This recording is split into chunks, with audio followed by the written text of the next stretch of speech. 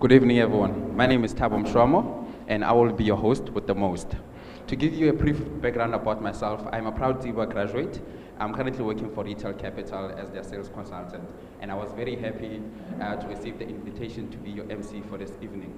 I would like to welcome all the guests present here and to our online audience to our Cape Town official book launch of Professor Mills Soko, a book called South Africa and the World, A Political Economy Journey Through Time. Yes. We will start off the evening with a table of discussion, followed by a Q&A, and to our online viewers, you are most welcome to ask your question in the chat box. Firstly, I would like to introduce Mr. Professor Soko.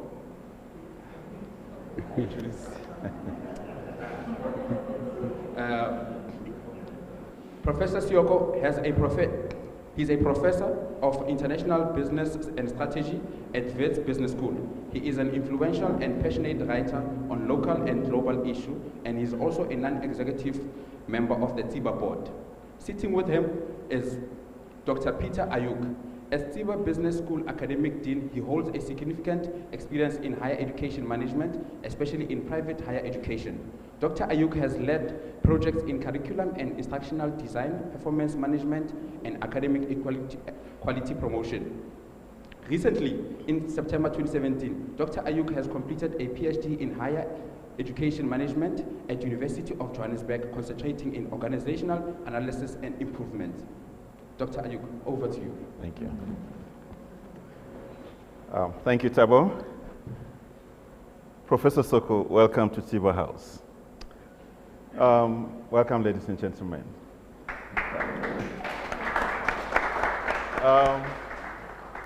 Where do we start? And I hear someone saying from the beginning.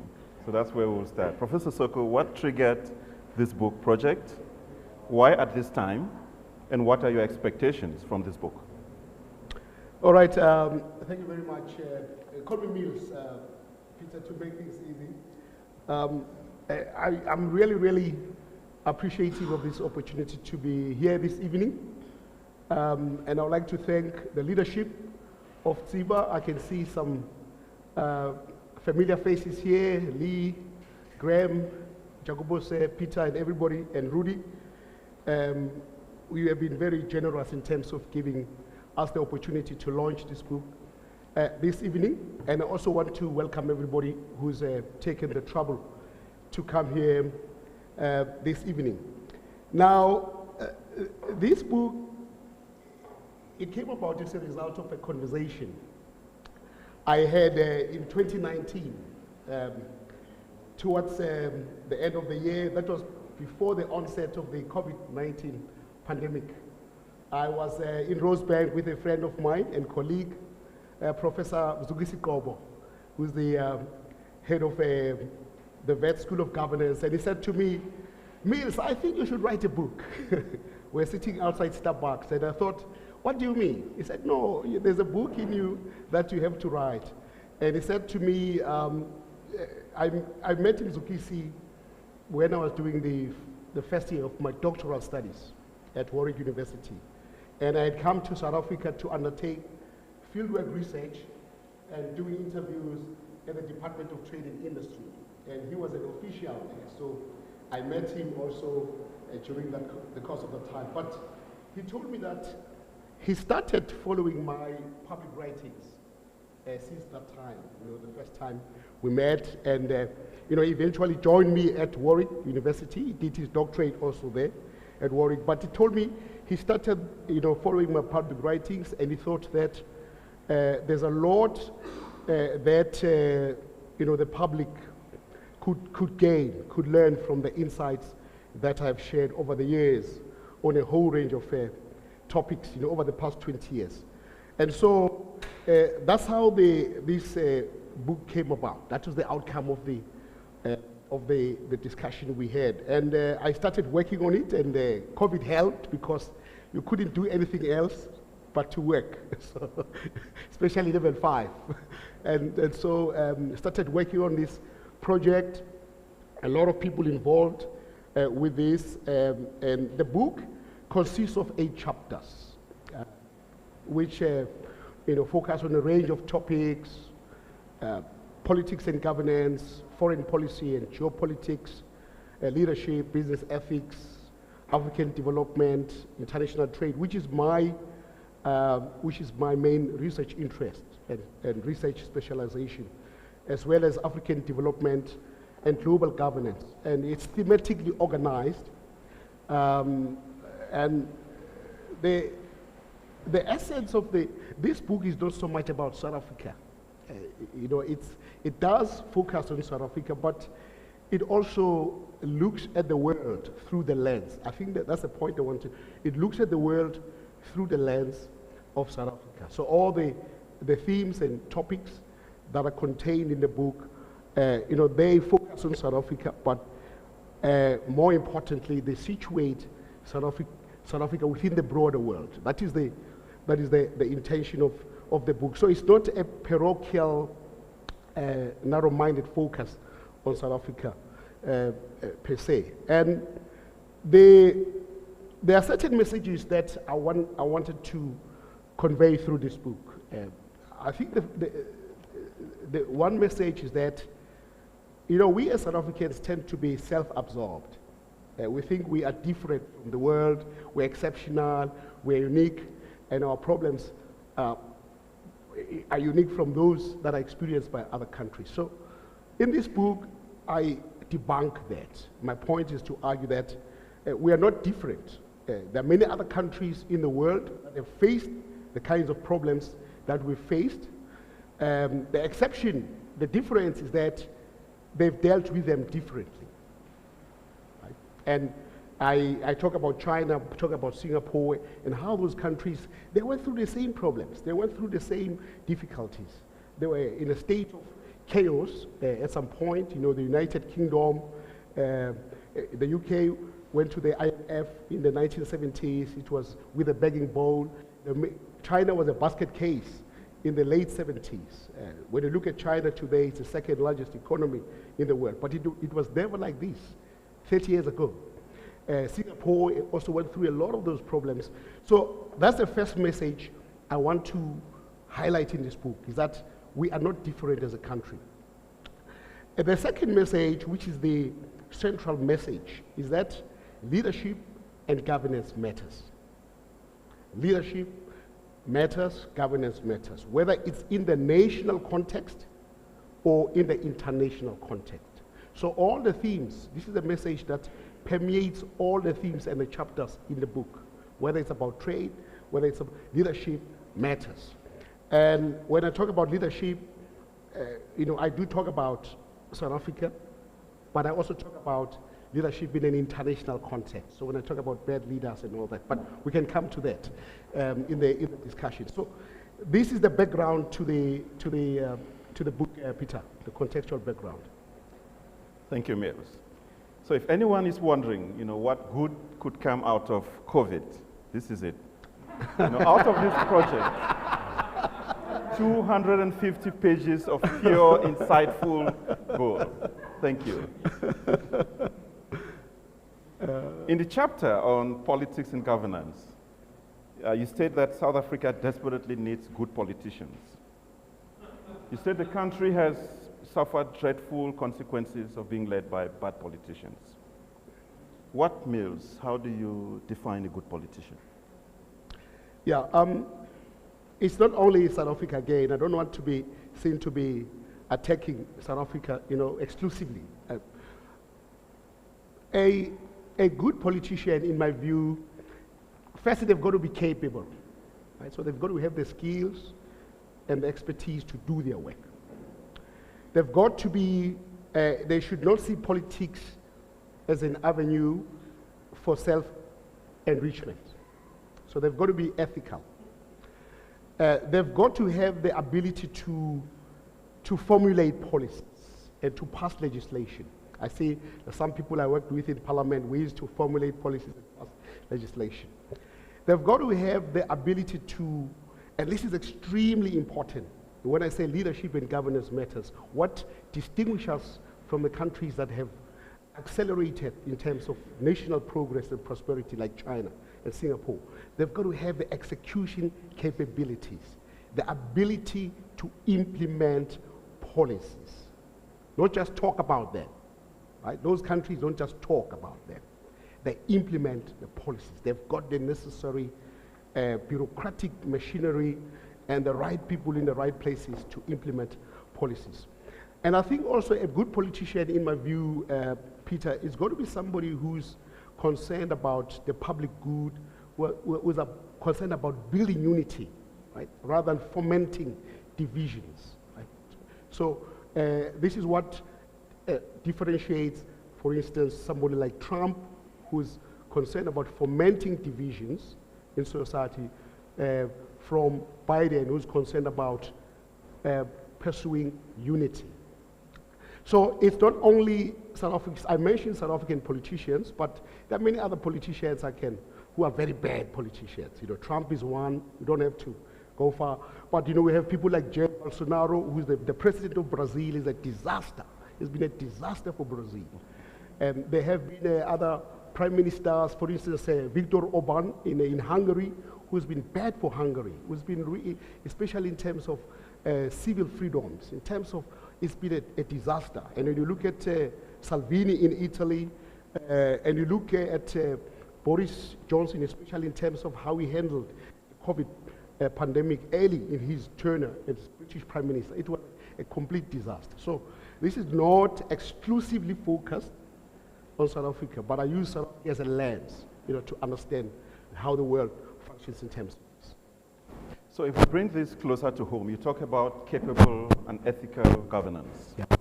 We've just been through local government elections. What is your assessment of the outcomes of these elections, and what does that portend for South Africa's political future? Yeah. I think there are several messages that have emanated from the outcome of this election, you know, the local government election. One is that, in my view, there's a great deal of widespread disenchantment, dissatisfaction with the political system. So the low voter turnout, to me, it speaks to that. So there's a great deal of disenchantment. I think there's a legitimacy problem with respect to how people perceive the political system. So people don't see politics as a solution to problems because of their disappointments. So that's the first point. The second point, I think what this election is, the outcome of this election has conveyed is that there's been a broad decline in the electoral mandate for all the parties. So it's not just including the established parties like the ANC, like the Democratic Alliance, right? So there's been a broad decline across the board, which is in turn a reflection of the decline in the voter turnout. And then the other, I think, significant, notable aspect of this has been the rise of independent parties. So, and you know, the independent candidates, independent parties is something we didn't have in 1994 and subsequently, but in these elections have demonstrated that a lot of people, because they're disenchanted with the established parties, they decided to go into politics on their own, right? And that includes also, it includes ratepayers associations. So it's not only political parties now that are taking part in elections, especially local government elections. You know, we have ratepayers associations who deem themselves knowledgeable about the interests of their constituencies, and they want to represent the interests of those constituencies. And the last point, Peter, I want to highlight is that the electorate in South Africa has mandated political parties. They say, through these outcomes, they're saying, look, we don't think any single party can govern on its own. Right? We want you to govern together. That is what these coalition governments are all about. We want you to govern also. But they're saying so within the context of a very, very fragmented political landscape. Right? It's very fragmented. They say you want your coalition governments, but it's a very fragmented landscape. And I think this will be happen when I say the second part of the question. What does this portend for South Africa's national political future? I think this is the future. So we're going to have a national election in the coming years. You know, 2024 And I think we'll see these trends continuing right into the national sphere. Thank you, Mills. And so chapter 2 in the book is on leadership. And in there, there's a series of articles published over a 15-year period. One of the main themes that comes through in that section is the importance of leadership. You talk about the importance of leadership and succession planning in government. What lessons do you think South Africa and Africa as a continent can perhaps learn from China, Singapore, and some of these countries that have been successful? Yeah, well, leadership is everything. You can have strong state institutions, you can have good financial systems, but leadership across the board, it's everything. And those countries learned that long ago. You know, I've always wondered, Peter, it always concerned me to see this a flock of delegations, you know, an influx of delegations, ANC delegations, they're flocking to China to learn about how the Chinese system works and how policies are implemented, how you build a state and all that. But I don't know whether they learn lessons from that. I don't know what lessons they learned from that. Because those countries, like China and Singapore, you never rise to the apex of the political system. And I'm using China as a very good example because leadership matters there. You know, only the well-tested rise to the top. Right? We've got to have administrative experience, we have to have political acumen, we've got to have the ability to execute policies. And the top seven Chinese leaders, you know, what is called the standing committee, they are the cream of Chinese leadership. You know, Xi Jinping, the predecessors like Jiang Zemin and Hu Jintao, those are people who proved, right? They were groomed and they were honed and they proved over time. They ran big cities like Shanghai. They ran farms. They ran, and you don't rise to the top, right, unless you have the experience, you know, and the training. And it's interesting that the majority of Chinese leaders in the past were all engineers. It's very interesting. You know, these are people with engineering experience, and that speaks to the desire to make things work, to get things done, the ability to execute policies. So for me, it's not just the leadership, but it's also the state, right? So we've got to have a leadership that can get things done, but we can also have a very strong, professional, capable, ethical bureaucracy, which can implement policies. You know, I see Nevin Christian is here. We've had many discussions, a lot of discussions about Vietnam. You know, it's been spent a lot of Vietnam and how Vietnam is now replicating what these other countries are doing in terms of building capabilities and all that, right? So leadership, for me, it's everything. And you know, one of the interesting things about South Africa is that we're about the only country that talks about a capable state. You know, there are conferences, there are workshops, there are papers are written. We talk about it, but we don't do anything about it, right? And COVID has cruelly exposed South Africa because the countries that have survived and thrived in this COVID environment are those with strong states, responsive states, effective states. And those are countries like Taiwan, Singapore, Germany, the Scandinavian countries, and all this. Those are the countries that have done very well because the public services are able to respond to societal problems. I don't know if we've done enough in terms of learning the lessons, Peter, from these countries that we always talk about, the countries that we always visit.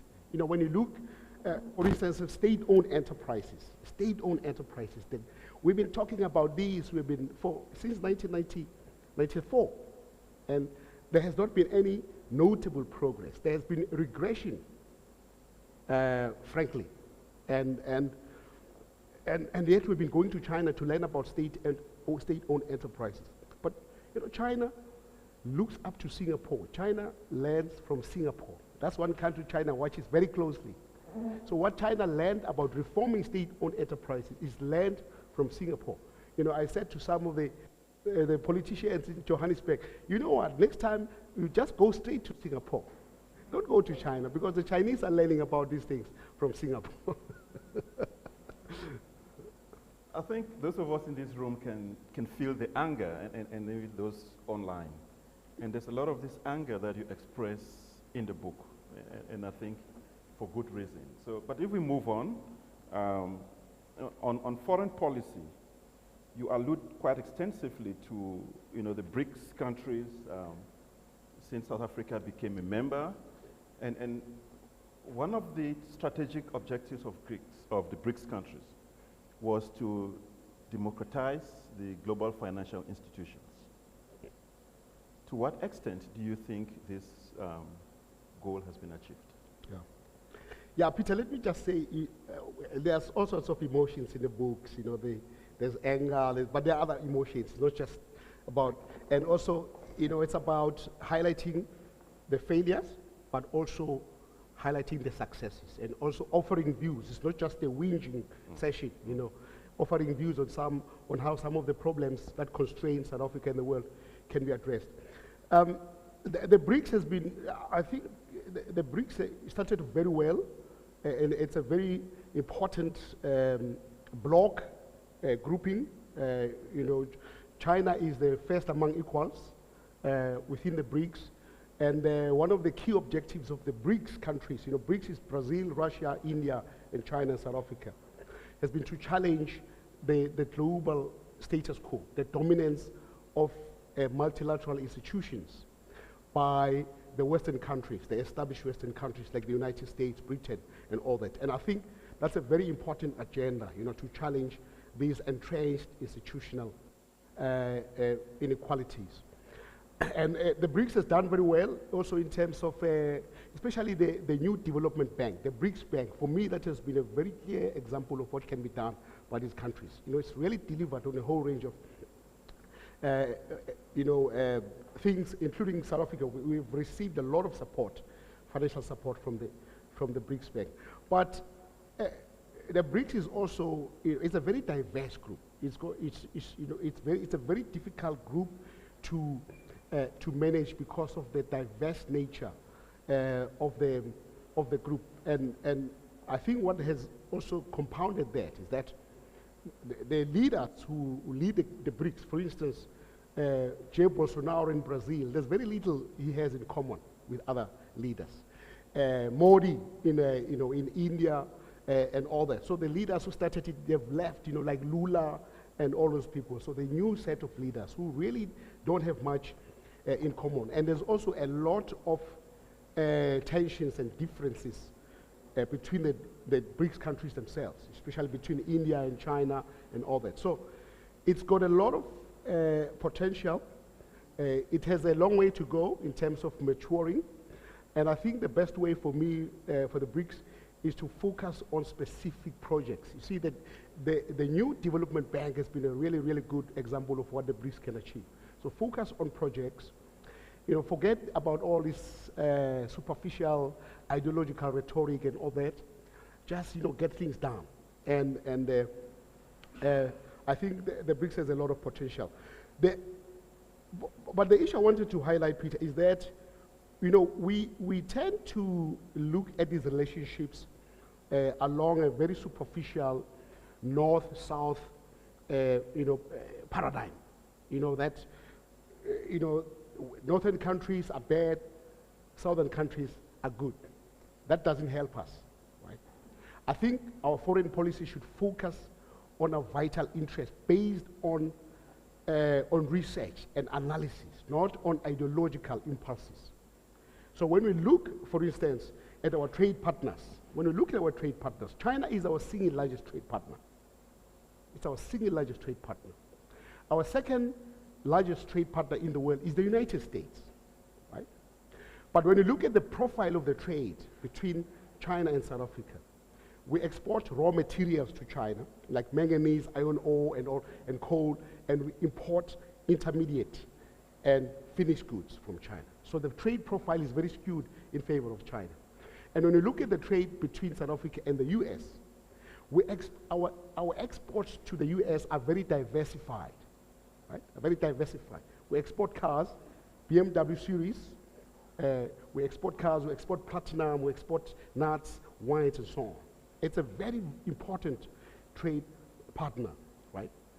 So sometimes we allow our antipathy towards the US to blind us to the realities of our relationship. It's a very important relationship. We may have differences, but we don't have to go out and talk about the evil, imperial. We don't have to do that, right? We just have to look at what are countries we benefit from meaningfully, and how should we structure our relationship to benefit from those countries, right? For me, that is very, very important. And some of those countries that we think in the South, if you were to take India and China and all those countries, if they were to choose within the BRICS between South Africa and the US, who are they going to choose in their relationship? If you take China, right? That is why they talk about the G2, the group of two. China, we are important to China, but not as important as the US is important to China. So if they had to make tough decisions, the Chinese would make tough decisions in favor of that relationship with the US. So we should not be blind about this north-south. We should be very pragmatic about it, and this must be based on a very factual analysis of the relationship. So if we may bring that analysis closer to home, in terms of, on a bilateral level, South Africa-China relationship. In the recent months, we read about many African countries, Zambia, Angola, and many others, sort of caught in this, what I may describe as debt trap in their relationships with China. How do you assess South Africa's relation with China? Yeah, I think China, we need to understand one thing. China has a global strategy, right? So China knows what it wants from African countries. It knows very well. It wants markets, it wants to sell us things, it wants commodities, it wants diplomatic support. They know what they want, and they have a very clear strategy towards Latin America, towards Europe, and all that. Right? So China provides an opportunity for us. It also provides a threat, but I don't know. I want to talk about the opportunity. This is a really, really massive economy, and there's been a major source of economic boost for African countries, especially in terms of commodity exports, also in terms of infrastructure development. But what we need to ask ourselves is, how do we manage this relationship? This is the question we need to ask ourselves. What is our strategy towards China? At a bilateral level, at a regional level, at a continental level. Because China is here to stay. They have their own interests. And some of them are not charitable interests. They have very strong interests in Africa. And so one of the problems that African countries are facing is rising indebtedness towards China. So in the past, a lot of African countries, they owed money to the World Bank, right, to the IMF, but China provided an alternative creditor because of all the restrictions that the other countries, the multilateral institutions impose.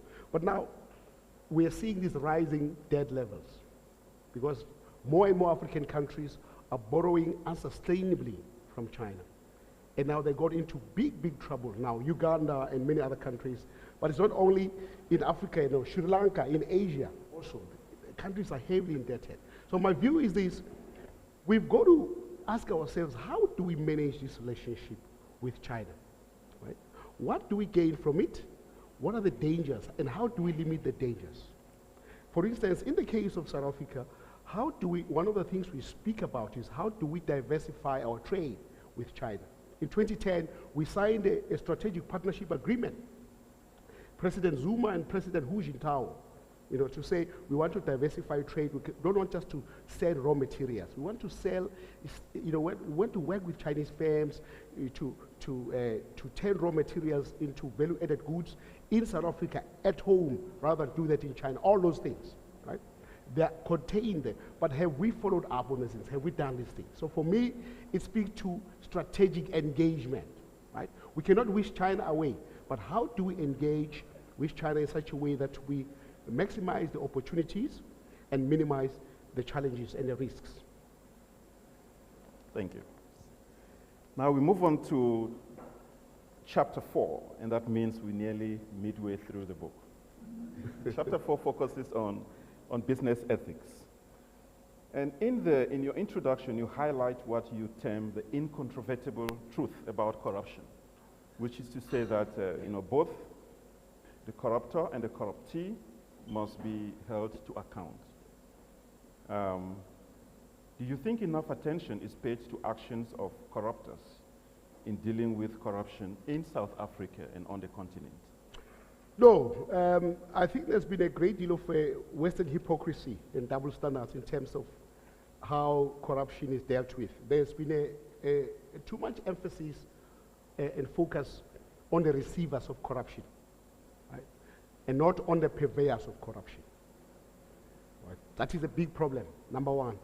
And then the other problem is that there has been a perception that has been created wrongly, and including Transparency International, which documents cases of corruption, the most corrupt countries and the least corrupt countries, creating a perception that corruption is a developing country phenomenon. Right? Actually, corruption is a global phenomenon, which also includes developed countries.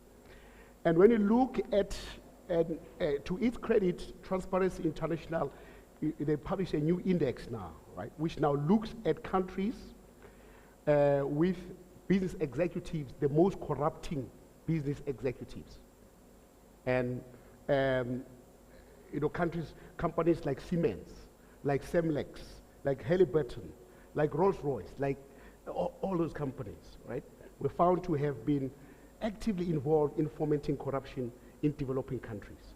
Right? So corruption is a two-way process. You have a corruptor and a corruptee, and it's not only a developing country phenomenon, but it includes developed countries.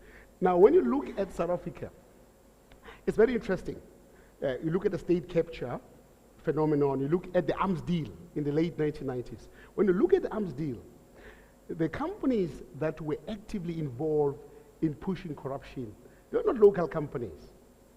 They were Thales, the French company, the one President Zuma is appearing in court because of his implicated by Thales. It's a French company.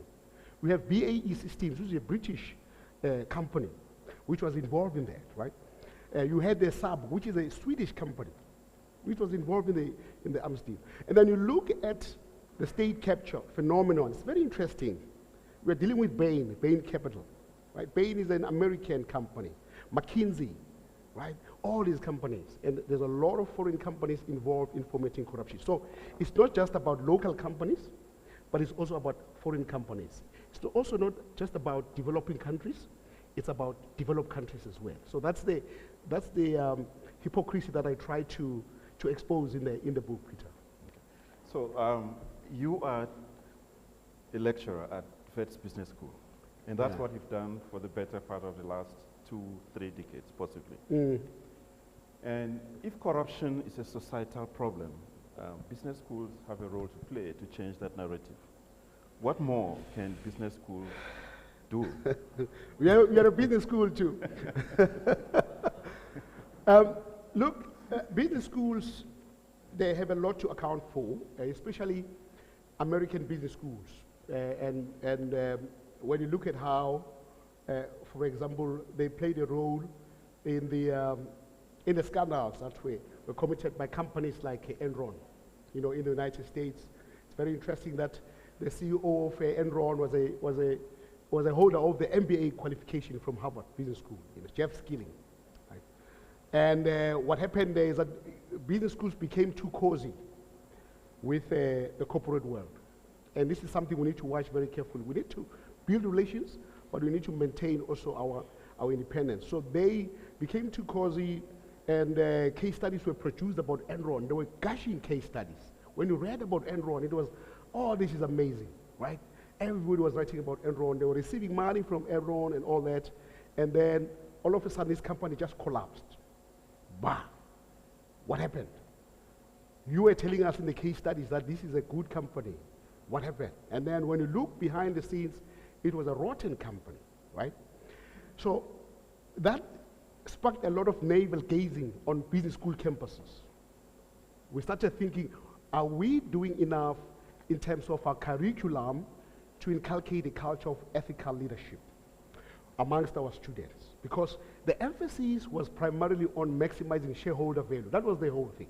It's about, forget about everything else. It's good to be greedy. It's good. So American business schools, in a way, just this is what the way, and the products, the graduates that they were producing, they were inspired by that ideology, right? So we had to change now and think about how can we do things differently. Now, when I look at the business schools, and we have these discussions a lot at Wits Business School, what we've learned is that we can no longer focus exclusively on business acumen, on producing skilled leaders, skilled managers with expertise, that's great, but that's not enough. We need to focus on ethics more. The state capture phenomenon, for me, has really demonstrated very starkly, because the people who appear before the State Capture Commission, a lot of them are highly talented people. They're very skilled. The Brian Molifes of this world. You could walk into any job in the world, right? Highly skilled. But where they fell flat was on the ethics part. You have the CFO of Transnet, you have all these, they're appearing there, highly talented. You ask yourself, what the hell is going on? So we need to focus more on ethics, transformation, ethics, and skills development. And that is what we're focusing on now, in a way, on our programs, executive education and the mainstream programs. Thank you. And I can assure you that's a big focus of all our programs at SIBA Business School as well. I know, Rudy. I know Rudy is Dr. Kimi is a very big exponent of that. Thank you. All right, so if we move on to international trade. In this chapter, which is chapter 5, you decry the perverse effects of state subsidies in agriculture in Europe and America. Specifically, you highlight the plight of cotton farmers in West Africa. What is the picture for South Africa in relation to the agro-industry? Well, South Africa has a very strong relationship with the European Union, and European Union is in aggregate terms. So I said China is our single largest trade partner. But when you look in aggregate terms, when you look at the European Union countries, so the Europe is our largest trade partner in aggregate terms. But in singular terms, is China, and we have a roaring trade with the European Union, and we are a major exporter of agricultural products. I see 40 years in retail and understand supply chains. We export a lot of agricultural products to the EU. The challenge for us now is not so much, tariffs and all those things. The challenge is not tariff barriers. It's things like technical standards. So they'll use standards, health standards, technical standards. They could block you using. It looks very innocuous. It looks very harmless, but it could block you. They say, no, we're not imposing tariffs, but we want you, when you make a bottle top, we want you to make it to these specifications, you see, or that kind of thing. So I think that is what we need to focus on. And in 2018, the African Union created the African Continental Free Trade Area, which actually took off this year. What is your assessment of its efficacy, and what do you consider the key determinants for the success of this new body? I mean, it's a very important development, and I hope it does not become a false dawn. We didn't start here, so we've had similar blueprints in the past. We had the Lagos Plan of Action, we had the Arusha Plan, we had NEPAD and all those things. So this is nothing new. I think the focus now should be how do we make it different from the failed plans, previous plans. Africa now has 1.2 billion people, and the ACFTA is estimated to generate trade in the region of $1.5 trillion. So that's a very significant trade potential there. But if we were to make things work in Africa, to come back to execution capabilities and leadership, trade is about doing things, right? It's about doing things that fuel trade. So it's about focusing on infrastructure. Talking about supply chains, you've got to focus on customs procedures. 40, we used to have a discussion with 40 when he was at ShopRite. He was a supply chain director there. Some of their products in Angola, right, at customs, it's stored there for over 60 days, right? That's unacceptable, right? So we have to reform customs procedures. We have to make sure that we have enough energy. We've got to make sure that we have enough roads, bridges, and all those things. So we've got to focus on those things that fuel trade. That is how we're going to do it. It won't be based on communiques and policy documents, right?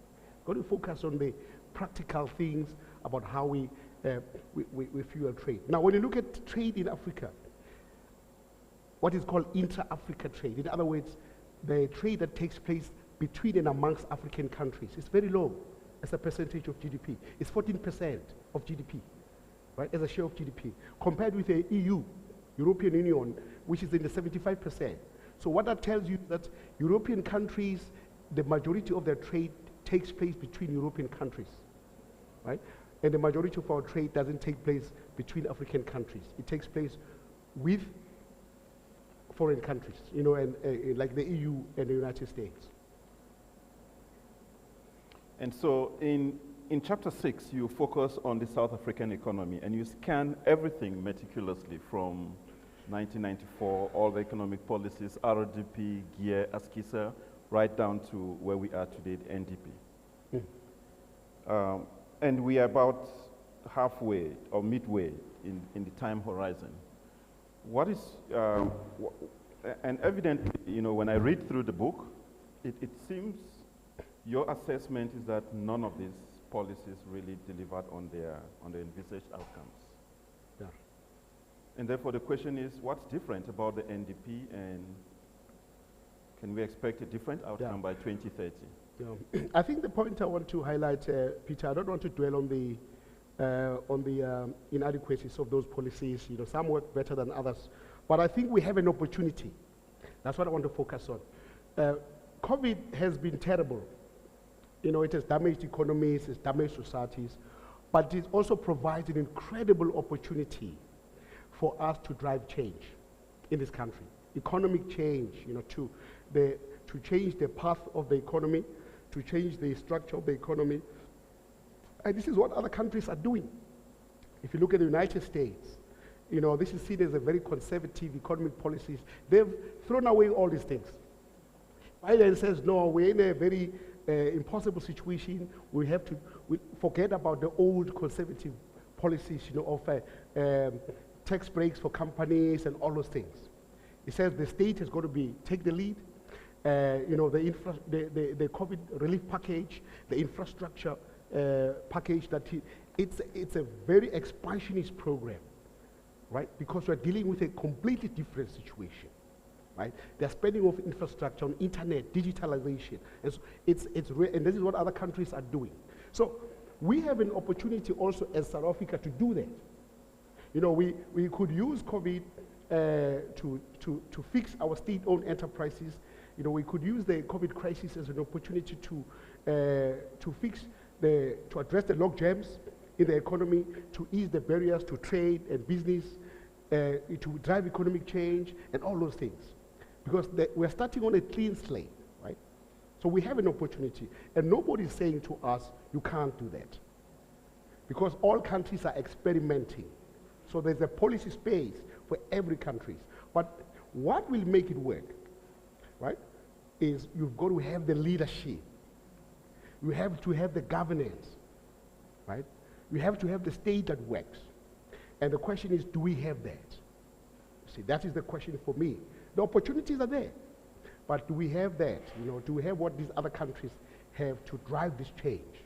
to change the whole structure of the economy, to build regional value chains. We importing drugs from African countries, even drugs that we can manufacture ourselves. We're spending about $16 billion, African countries, importing drugs from China and India, which things we could make ourselves. So this is an opportunity now for us because the global supply chain collapsed and then we were stranded and we realized now, no, we've got to do these things ourselves. But do we have the, do we have the leadership and the governance mechanisms to do that? Thank you, Mills.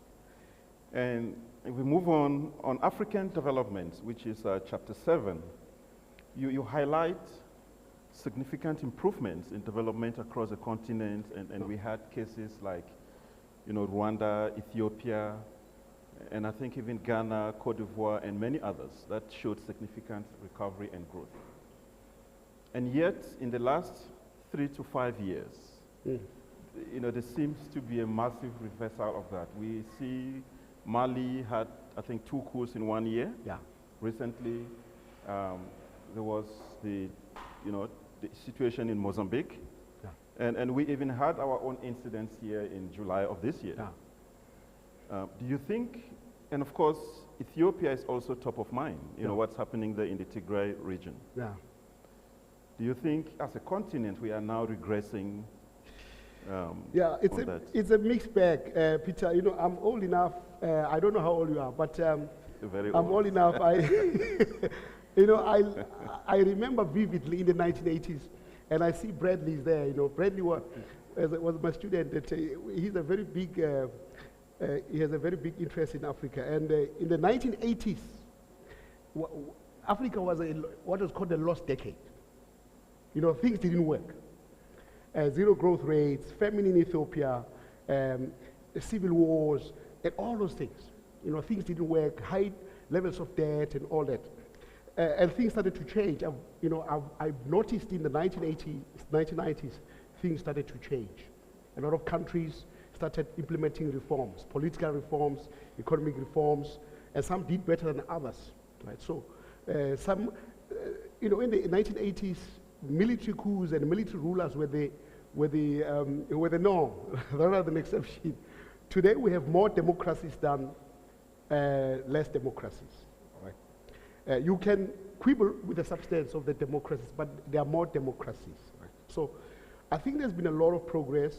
Some countries have done well in terms of economic reforms, like Rwanda, Mauritius, Botswana, and all those countries. Some are attracting a lot of investment. But there's also been setbacks. So there's been progress, and then there's been setbacks, and regression. And I agree with you. It's been really concerning to see in the last 2 years the kind of regression we've seen in Mali and all those, all these other countries, and Chad and Ethiopia. Ethiopia, the Prime Minister of Ethiopia was featured as a peacemaker. He was given the Nobel Peace Prize, and now Ethiopia is caught up in a really, really dangerous situation. Having said so, Peter, I'm really hopeful. I think this is a dynamic continent. I'm very positive about it. I'm just concerned about the AU. The AU is not as strong as it used to be. It's not as united as it used to be. During the years of Mbeki, Obasanjo, Wade from Senegal, even Mubarak from Egypt, the AU was really, really strong. And I think the AU, there's a leadership deficit at the heart of the AU. What's happening? All these things are happening, and nobody's giving any direction. That's what concerns me. In the same chapter, you lament the reality that many African countries did not take the opportunity, did not exploit the opportunities presented by America's war on terror. But there are others who argue that actually they did, except that they used it for their own nefarious reasons. So I'm thinking countries like Cameroon, where Paul Biya has been president since 1982. Chad, Idriss Deby until his recent death was president from the 80s. Denis Sassou Nguesso of Congo. So many of these countries have exploited that relationship, not necessarily for the benefit of the people, but rather to entrench themselves in power. Yeah. What is your take on that? Just to answer that briefly, Africa is very complicated, Peter. Very complicated continent. 54 countries. Some countries are bigger than others. You have the Sudan. Some are landlocked. Some are littoral countries. Some are, there's one that speaks Spanish. Some are speaking. So it's a very, very complicated continent. And some countries are more locked into colonial links than others. So when you look at West Africa, a lot of those French-speaking countries, they show their allegiance more to France than to the continent. So we need to really understand that. I think that for me, the key thing is to go back to the issue of strategy. What exactly do we want out of our relations with our foreign powers?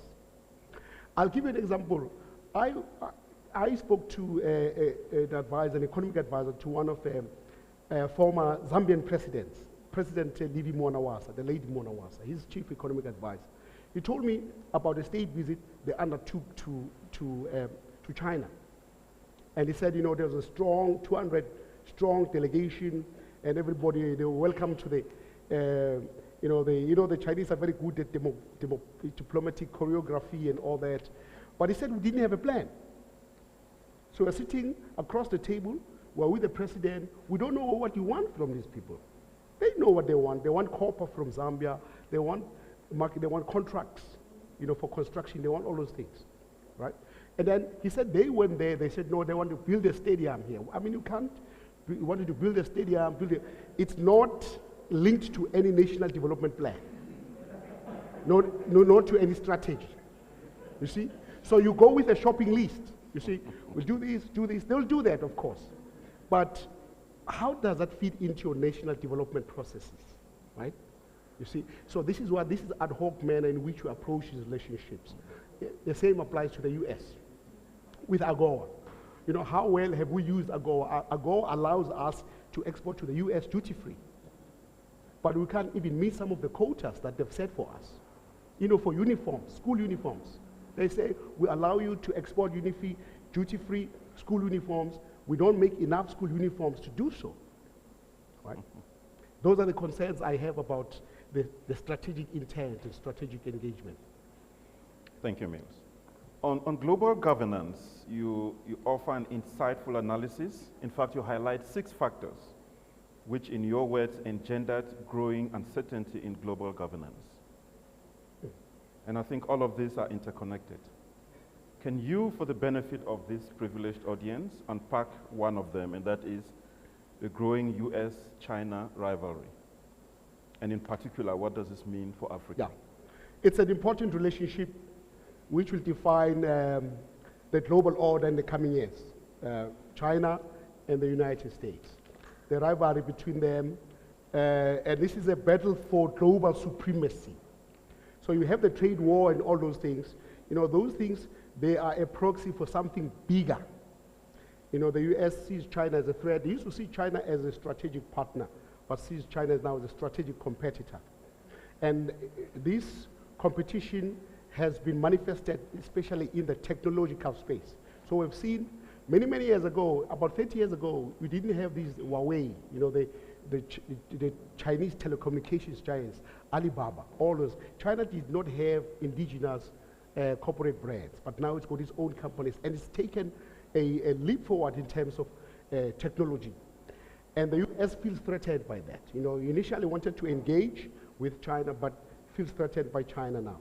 And that explains the way the Trump administration responded to the US, to China, and the trade war that took place, right? Because this is about cutting China down to size. There's a huge concern about China's rise in the United States.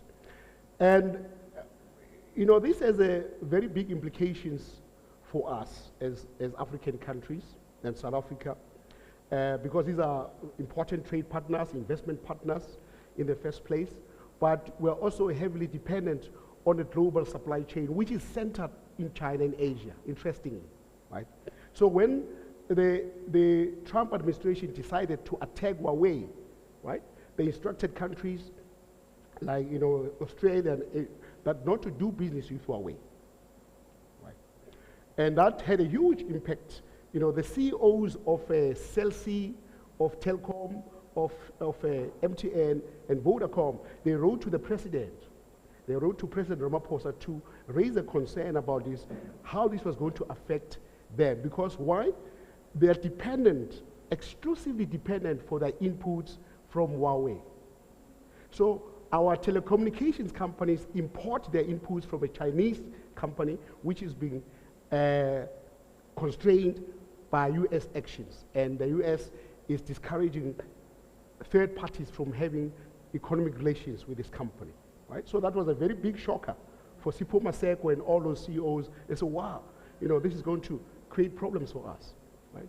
So I think it's important for us. My view is that we need to play them off against each other. Right? This is a battle between two big countries, the G2. Right? But it provides a lot of opportunities for us in Africa. The US provides a lot of opportunities for us in terms of trade in particular, and China. So let them battle it out, okay? But we know we need to take advantage of the opportunities that this produces for us, especially in the digitalization space and telecommunications and trade and so on. This is gripping stuff, Mills. We could go on and on and on and on. I'd like to invite Tabo to take questions from the online audience, or perhaps shall we start with those who are here? Tabo, but I'll hand that over to you to coordinate. Thank you. I would like to thank Professor Mills Soko and Dr. Peter Ayuk for a table of discussion. What a informative session. We'll be taking questions from our guests. Dr. Kimi.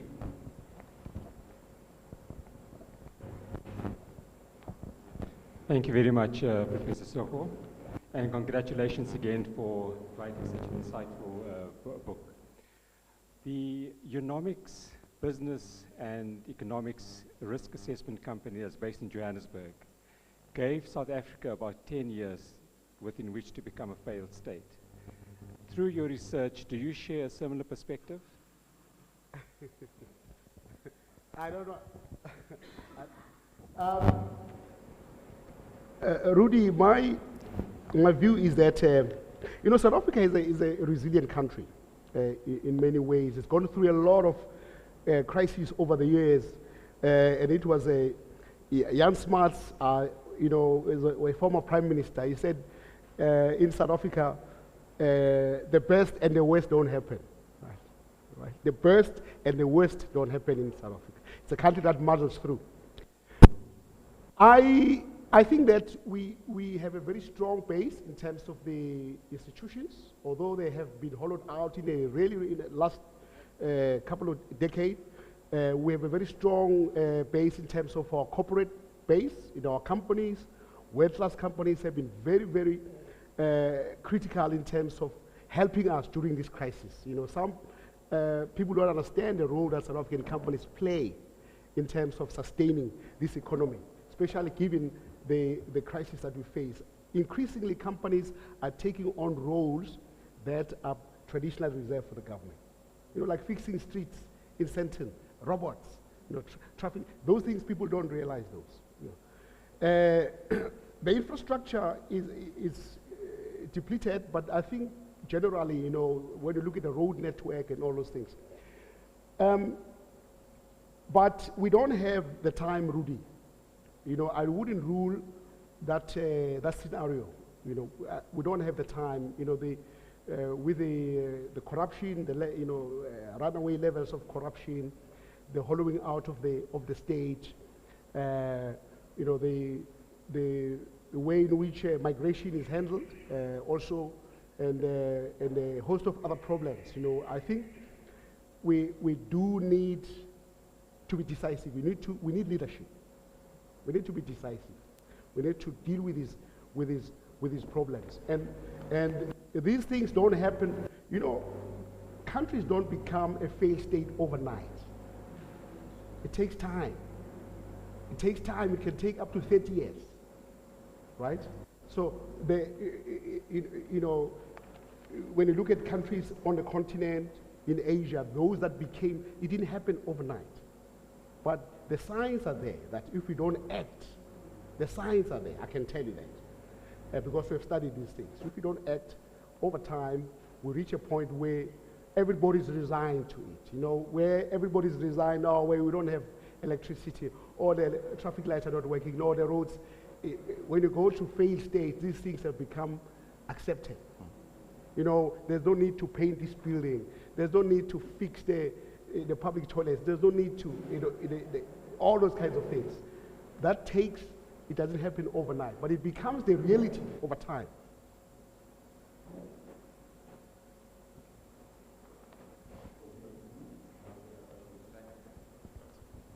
Hey, Mills, thanks very much. Again, really happy to be here. Thanks very much. Mills, you were talking earlier about ethics and politicians and corruption and education. So do we need more politicians going to business school, or do we need more business people going into politics?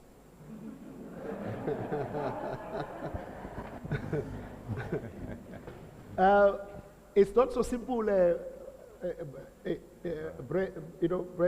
it's not so simple. And the reason I'm saying this is that there was once a time that notion that you need a business leader to fix things, right? And then we saw business executives going into politics. So it started with Mexico. The former president of Mexico was a Coca-Cola executive. And then we saw that now in other countries. And a good example was Trump, because Trump, so there's Trump.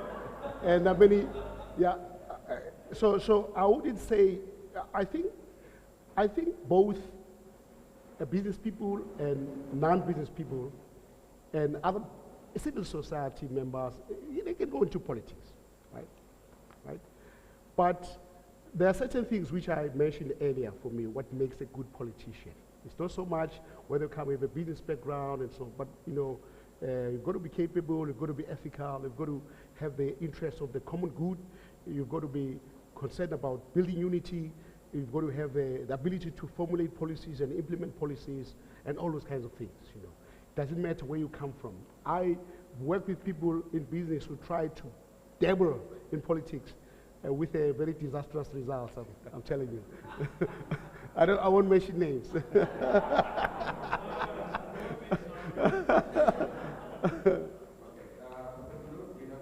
question from our online audience. So the first question is, what did you find was the most difficult part of writing this book? That's a very important question. The most difficult part for me was choosing which pieces to use, which essays to use. Because I started writing in the 20 years ago. And I contacted all the newspaper editors in this country to get their permission, to rerun the pieces. And they put me in touch with the archivists. So there are people who, who really do this fantastic work. And one of the archivists told me that you asked for these pieces, but you also published more, right? And then I said, what do you mean? Send me this stuff. They sent me all these pieces. The difficult thing was to choose which ones to use. Because, a lot of the pieces that I wrote, I wrote them, I felt strongly about them. These are issues very close to me, but I couldn't include them all in the book. So I had to choose those that really capture the essence of the themes, that are covered in the book. The book has to have a limit, right? So they give you a word limit, and you can't just go beyond that. So I had to. That was a difficult part for me. There are some pieces I would have loved to include, but I couldn't include because of that.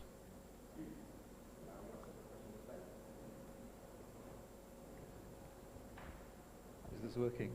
Hi, Mills. Hi, Nevin. Hi, Doctor.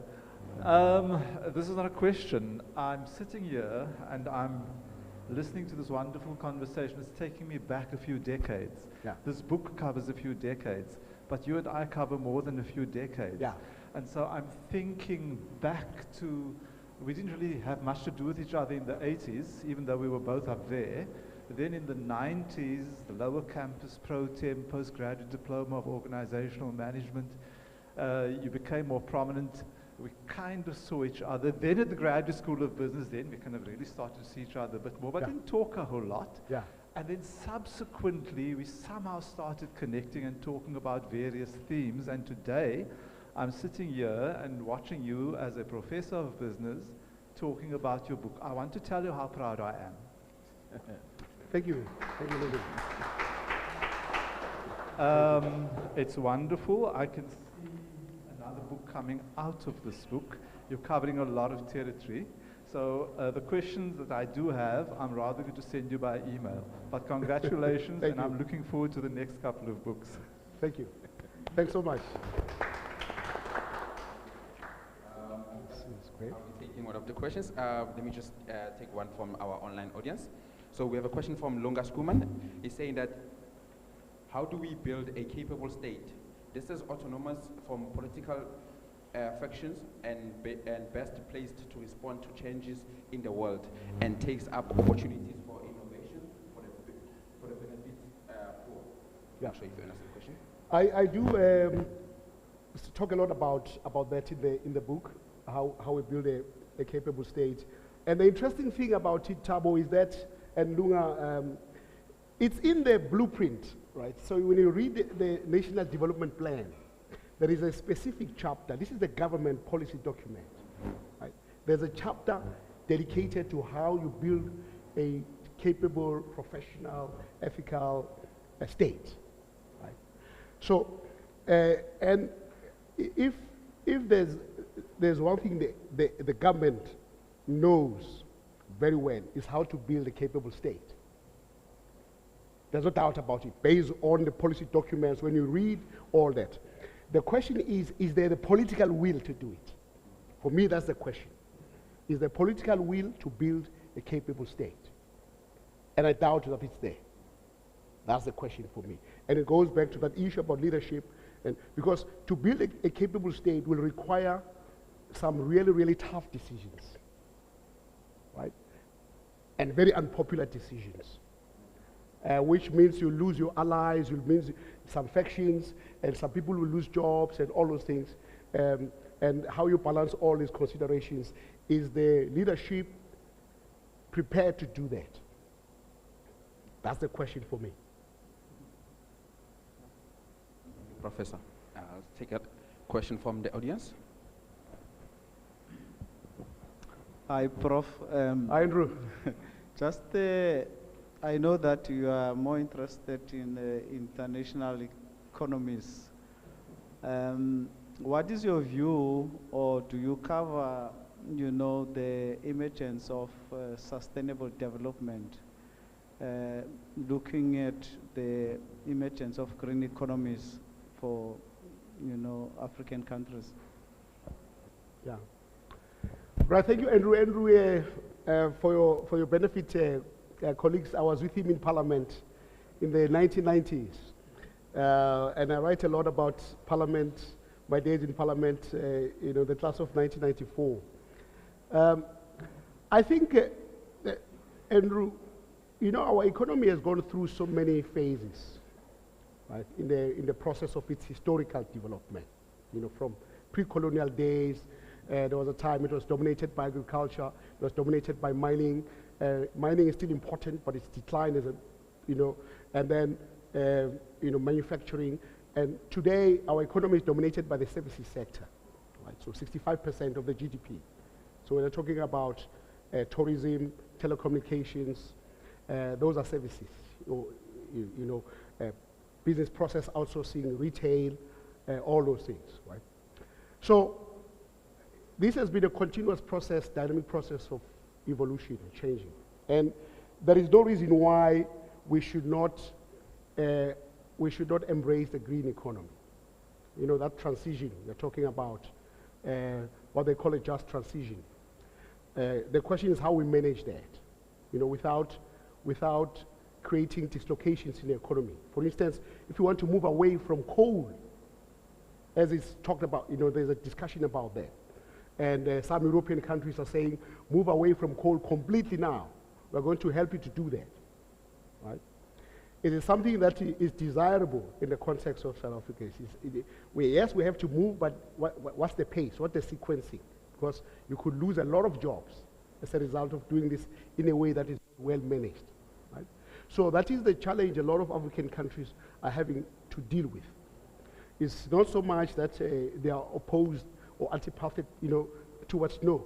It's how you manage the transition in a way that does not create dislocations, problems in the economy.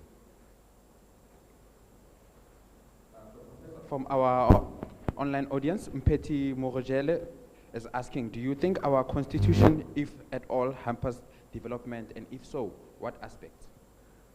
Our constitution? Do you think our constitution, if at all, hampers development, and if so, what aspects? Yeah. I don't think so, and there's a lawyer there, Lungile.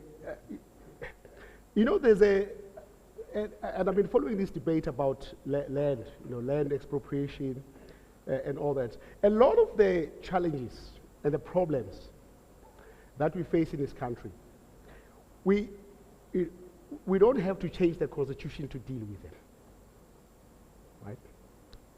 And there's a tendency now to deflect attention away from not dealing with the problems and focusing on the constitution. I'm not saying it's a perfect constitution, right? It's a very good constitution, but as other parties say, for instance, this land, it can be done within the prescripts of the constitution. What has stopped the government from doing this? Right? What has stopped, is it the constitution or is the failure to implement policies? Right? So there's so much deflection happening. If it's not the constitution, tomorrow it's going to be something else.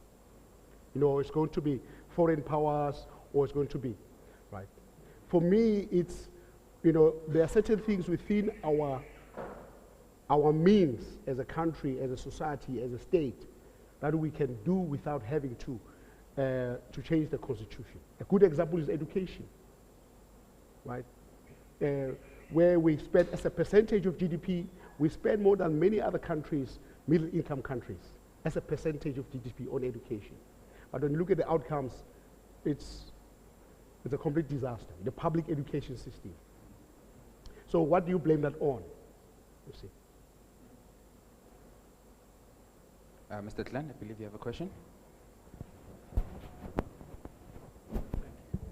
I'd like to take Rudy's question a step further about the failed state. You say we must act, and I agree we must act. We tried to act this week. We tried to put through a Land Reform Act, and it failed. How did that happen? We tried, do you think there's some quick solutions for us in the country? Perhaps a basic income grant? Yeah. I think, look, we have to look at all solutions, in my view. And the basic income grant has been on the table, it's been considered.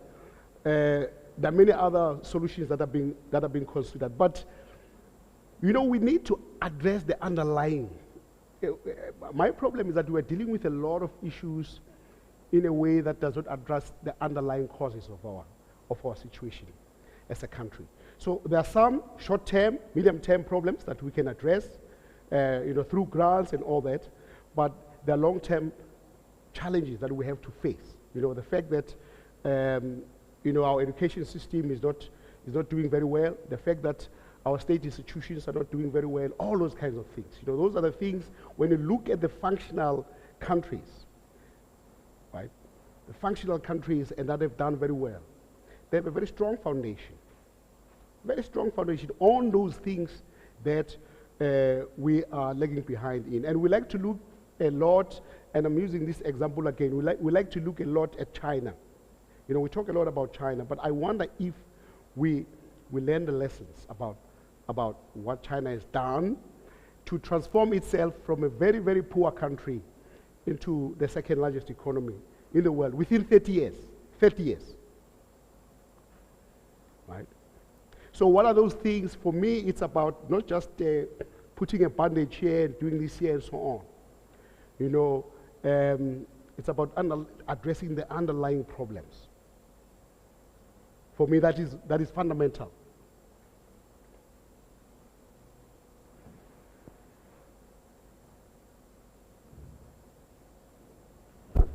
Good evening, Prof, and John. all the colleagues.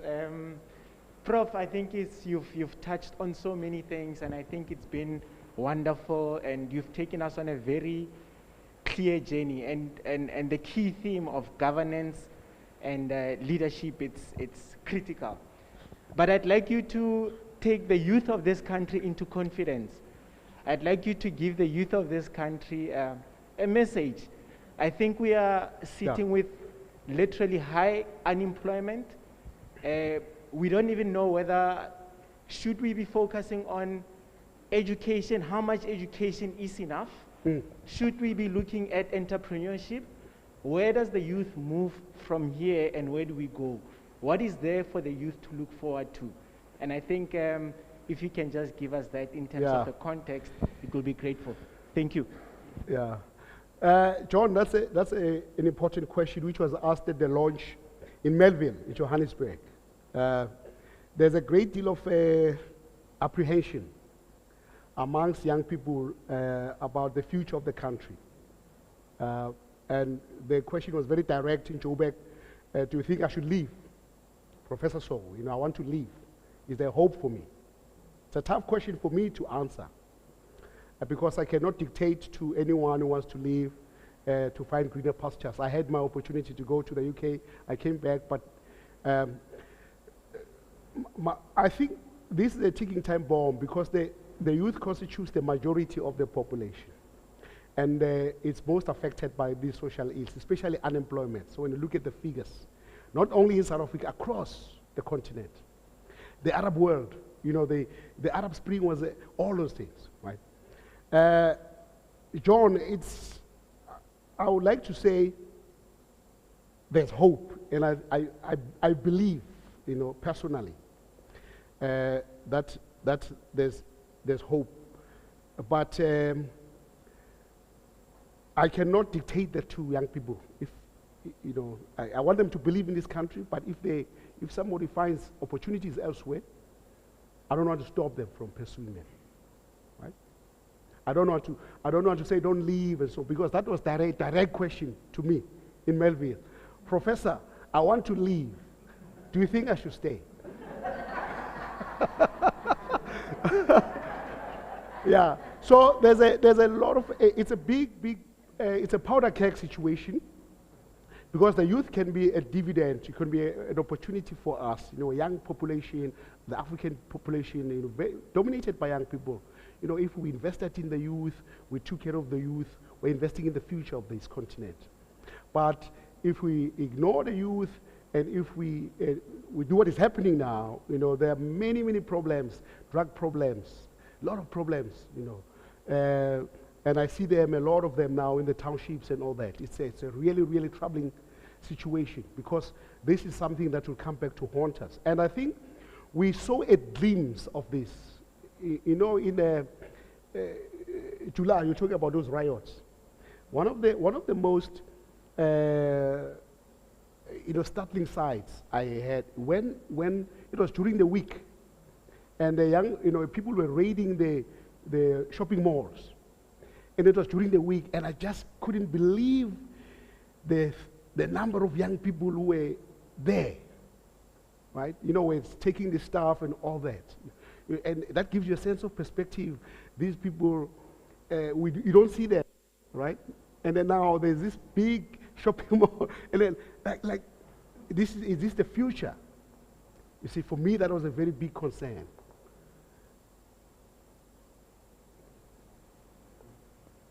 Thank you, Professor. We have another question from our online audience. So Mpeti is asking, is China and Singapore achieving a lot because of their political system? Yeah, whether, the question is, the authoritarian government is a precondition to national prosperity. That question always crops up. I always say we've got to be pragmatic. There's a lot of things that we can learn from these countries, but there's a lot of things that we must discard. So what they do well, we can learn. What they don't do well, we should discard. And one of the things I don't like about China is this human rights situation. where I can't, I like to use my social media, So I'm in Beijing, I can't use Facebook. I don't like that. I don't want somebody to dictate to me like that. And I also don't like to feel that somebody's watching me. That's how I feel sometimes in China. There's a big brother is watching me. But there's a lot of things that we can learn. We need to take those. And there are countries that are not necessarily autocratic that have done very well. So it's not just about authoritarian governments. I always tell my students, New Zealand, we look at New Zealand today, you look at Australia, we look at the UK. Australia was once in the economic doldrums. Strikes, all these things. Australia was seen as in Asia, in Japan, and they used to call Australia the sick man of Asia. Right? They used to describe Australia, the sick man of Asia. There were lots of problems. But look at Australia today. It's a democracy, it's a liberal democracy. It's different but it's been able to progress and prosper. Look at, the same applies to New Zealand, had a lot of problems, but look where it is now. You look at Korea, which is also it's different from Singapore, it's different from China, but it's now the 11th largest economy in the world. It's never used to be like that, right? So it's not so much about whether it's a democracy for me or it's an autocratic government. It's about whether we have all these things I was talking about, to drive change and to drive growth and development.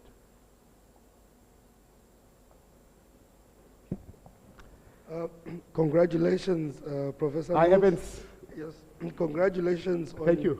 On the book, and also congratulations to you from us at Tribe for being one of our top 20 modern leaders. Thank you. 2021.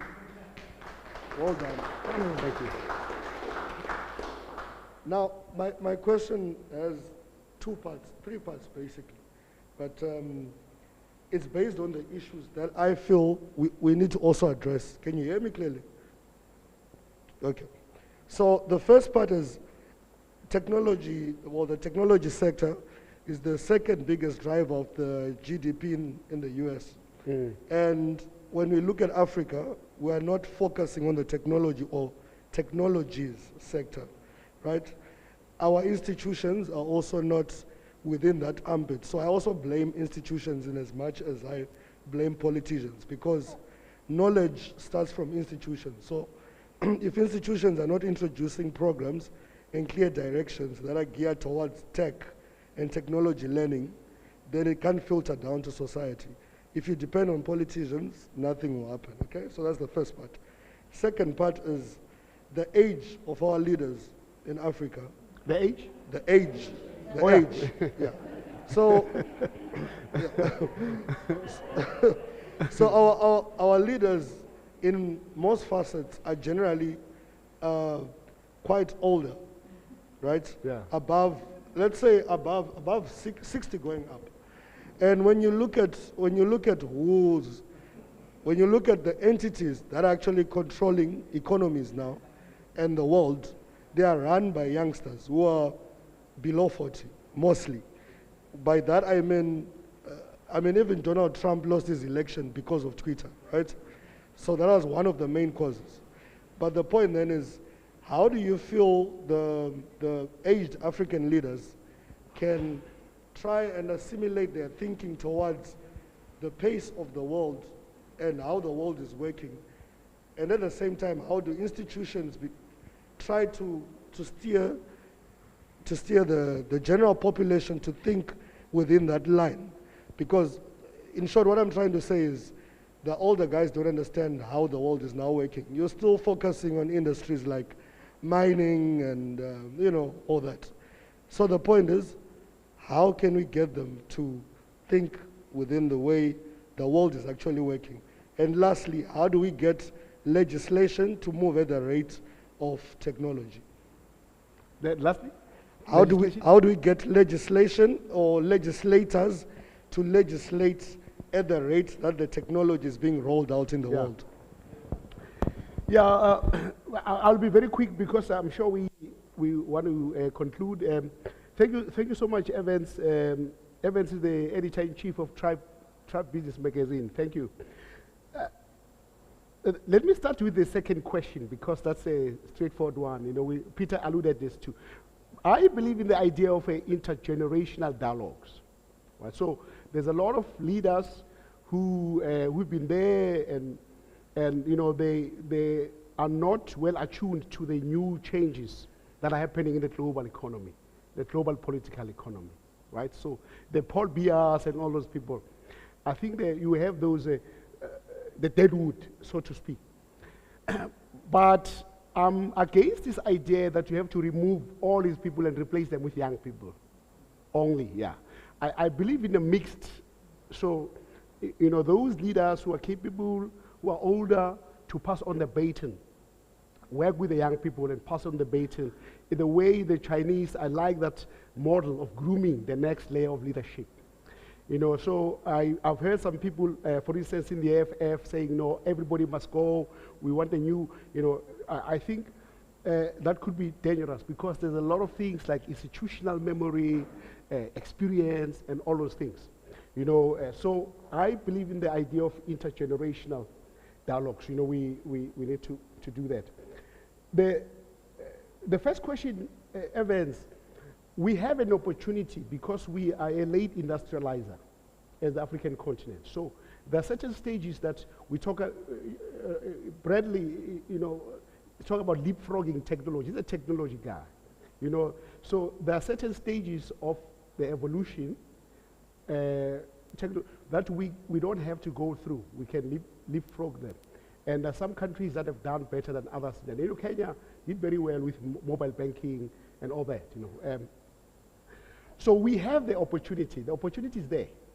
Okay, nothing is hindering us from doing that except ourselves. Okay, nothing is hindering us except ourselves. And I think that when it comes to legislation, I was very interested to see how the private sector can also help in terms of driving the helping drive the legislative process, especially in African countries. The remarkable contribution that MTN made in Nigeria is a case worth studying. When you talk about a company that is a force for good, that has really changed the whole technology landscape of Nigeria, it's MTN. You know, when they arrived there, 2001, Nigeria didn't have any laws, or they didn't have any single law. The MPs did not understand what is telecommunications and so on, but the MTN used its, you know, its power, economic, you know, to cajole and to help and to develop, and you can see how well Nigeria has developed over the years. You know, to the point where it became MTN's cash cow. Now it's the largest source of revenue for MTN, and so I think that. For me, we can have, especially in underdeveloped countries where they work closely with the private sector in a mutually beneficial way, you know, to drive that legislative process.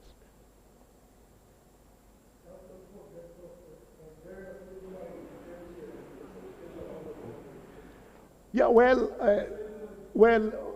these things happen, you know, and you know, MTN will be the first to acknowledge that they made a lot of mistakes also in Nigeria, especially in terms of respecting local regulations. And the fine we're talking about has to do with the SIM cards, you know, when they told them to remove the subscribers who were not legal, and they thought the Nigerians were playing, and eventually they were fine. You know, that was a very powerful lesson. And the lesson is that any country, doesn't matter whether it's big or, you know, 14 I used to talk about that. Whether it's small or it's Lesotho, you've got to respect the laws of that country. And they didn't do that. Of course, it doesn't mean also that the Nigerian government is not up to other things, you see. Because a lot of governments in Africa now are cash-strapped today, right? They don't have money, you know, because COVID has really damaged these countries. But so they're raising tariffs to raise money, but they're also targeting companies, right? They're targeting companies to get money from them. And I'm glad that President Ramaphosa raised this. You know, it's something I've been banging on about for many years. He raised it in Nigeria. I was very happy directly that You know, you cannot single out South African companies. Why do you always single out South African companies? You leave other foreign companies, right? We are targeting, I'm glad you raised that. It's very important. Thank you so much for questions that came from our guests and from our online audience. I will now pass it over to Dr. Peter Ayuk to do the closing for us. Thank you. Colleagues, those here in the room, and many more who joined us online, thank you for spending, I think it's been a very rich hour and a half. We've learned so much, and I think there's a lot more that we can learn, as a colleague here said. I think we can expect even more from Mills. Thank you so much for this gift. I think it couldn't have come at a better time. We are in the season of gifting. Just looking at this and thinking, I've been scratching my head about what gifts to, what presents to give to those who are close to me, and you just provided a solution to that. Thank you. So on behalf of SIVA Business School, I think I'd like to order from the publishers. I would start with a modest 5 copies for our library, just so that our students can access that. But I have to say to the audience, both those who are here and those who are online, that we've got a bit more shelf space in our library, which is just across this room. So if you feel like gifting to us, please feel free. And if I have to choose at this stage, it would be exactly this. Because I think I'd like to have as many copies of this for our students, almost in the ratio of 1 for every 5 students. Because, what is between these pages, I think it's really gripping, it's really inciting, it's provocative, but I think it's also very accessible at all levels. So anybody from, I would say, grade 10 up to doctoral level can read this book and really come off much, much better. So I really have to say thank you.